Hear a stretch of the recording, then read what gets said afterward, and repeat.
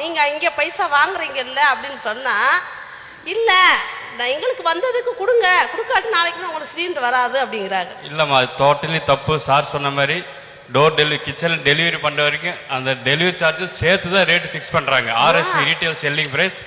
நீங்க ஒரு பைசா கூட கொடுக்க தேவையில்லை. அப்படி ஏதாவது டிமாண்ட் பண்ணாங்கன்னா நீங்க உங்க டிஸ்ட்ரிபியூட்டர் கிட்ட கம்ப்ளைண்ட் பண்ணுங்க. Immediately officers will take action. Don't worry. மேயர்கிட்ட போய் கேட்டேன் சார், ஏன் இந்த மாதிரி கேக்குறீங்க, கேஸ் ஆபீஸ்ல போய் கேட்டேன் சார். கேட்டதுக்கு அவங்க என்ன சொன்னாங்க, அவங்க வந்ததுக்கு பெட்ரோல் செலவு வேணும்ல. அதான் ஏமாத்துறாங்க, அதான் ஏமாத்துறாங்க.